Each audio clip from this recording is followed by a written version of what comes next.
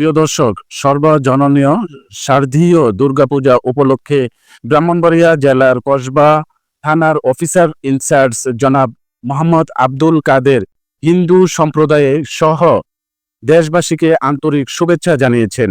তিনি বিশেষ সাক্ষাৎকারে বলেন, শান্তিপূর্ণভাবে উৎসব উদযাপনের জন্য আইনশৃঙ্খলা বাহিনী সর্বোচ্চ সতর্ক অবস্থান রয়েছে এবং সকলকে সহযোগিতা করার আহ্বান জানিয়েছেন। আমরা বিশ্বাস করি পারস্পরিক সাম্প্রতিক ও প্রভুত্বের বন্ধনকে আরো দ্রুত করে এই উৎসব আনন্দের বার্তা ছড়িয়ে দেবে সবার মাঝে। প্রিয় দর্শক, এতক্ষণ আপনাদের সঙ্গে ছিলেন আমি শাহিন খান রাহুল। আমাদের পেজটি ফলো করুন এবং ইউটিউব চ্যানেলটি সাবস্ক্রাইব করে সঙ্গেই থাকুন।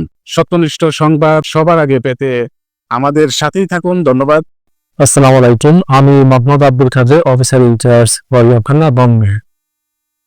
আমি হিন্দু ধর্মাবলম্বী বাইরে বন্ধুদের শারদীয় দুর্গোৎসব শুভেচ্ছা গ্রহণ করছি। আমি আসলে কসবা থানা যত হিন্দু সনাতন ধর্মাবলম্বী যারা দুর্গা পূজা উদযাপন করতেছে, আসলে আমি পূজার শুরু থেকেই যে আমাদের অন্তর্বর্তীকালীন সরকারি যে নির্দেশনাগুলা সেটা আমরা বিভিন্নভাবে তাদের কাছে আমরা পৌঁছায় দিয়েছি এবং আমাদের যে আইন শৃঙ্খলার বিষয়গুলা সেটাও আমরা কিন্তু নির্দেশনা আমরা কক্ষে পালন করতেছি। আমি আপনাকে প্রথমে বলি যে আমাদের যে নির্দেশনা যে আমরা প্রথম থেকে তার মণ্ডপগুলা যখন তৈরি করছে তখন থেকে কিন্তু আমরা এই যে পরে শুরু করছি মণ্ডপগুলা, এবং আমরা আমাদের দুই স্তরে আমাদের সিভিক প্রশাসনিক থানা পুলিশ বাহিনীগুলো আমরা নিয়োজিত করেছি।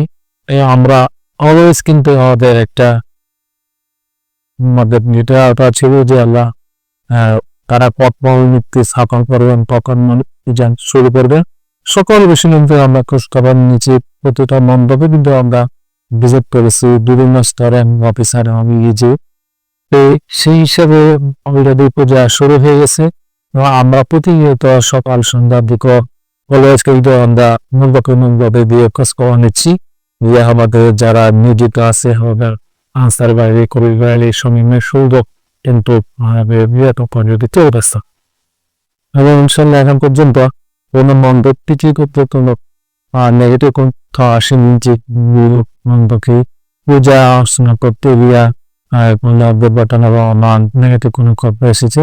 আর যাদের নিজে নিচে সুন্দর সাবলীভাবে পূজা অর্চনা করতেছে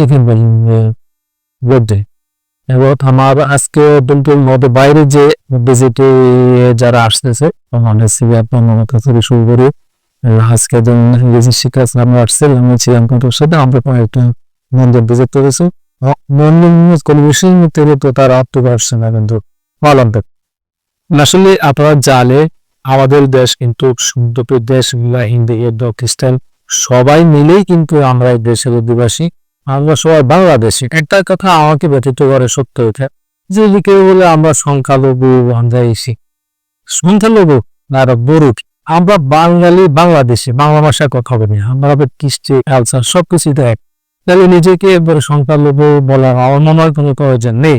আমি অনেক যা বলি ভাই আমরা সংখ্যালঘু বলা তো দরকার নেই, আমরা সবাই তো পাশাপাশি একে অন্যের পাশাপাশি মুসলিম হিন্দু করে এক এগারোতে থাকতে চান।